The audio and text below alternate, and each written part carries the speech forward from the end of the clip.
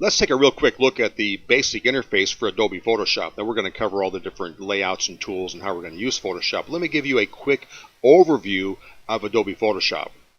This is the Photoshop main window, and this is how Photoshop will look when you first install it. Now we're going to cover the various toolbars and the drop-down menus and kind of how we work with Photoshop in the next video, but this is just a quick overview. Photoshop is a pixel-based program, so what it likes is photographic elements or elements that are pixel-based. Now we can bring vector images into Photoshop, but Photoshop will rasterize them, and for my pixel snob friends, you look at this and go, wow, I could never use that, but the truth is this is the kind of stuff that we separate all day long. So Photoshop is a pixel or raster based program that works in pixels, and we're going to cover again how we use Photoshop, but don't let your eyes glaze over looking at all the menus. You know, when you're new to Photoshop and when you first open it up, you go, holy cow, I could never figure all that out. That's just too much stuff. Keep in mind, we're going to be using some of the same commands over and over and over. There's going to be about a dozen things we're going to use in Photoshop for building separations. Now, we're not going to be building complete images, and for those of you that are the power users, there's lots of tools you'll use to build images.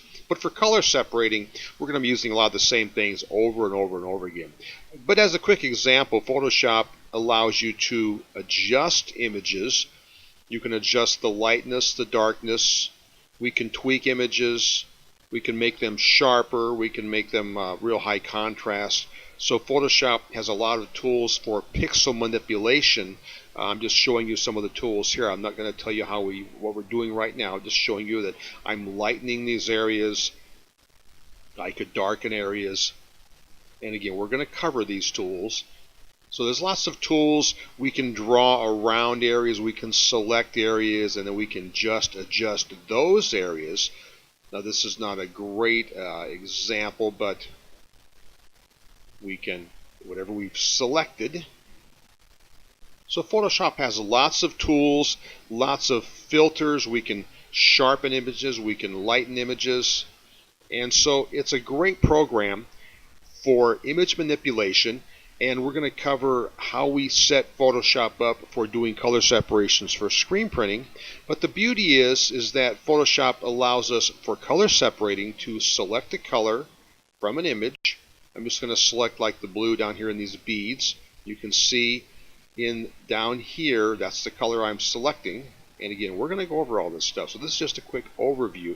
But I can say, give me all of the blue. And I can say, make that a channel.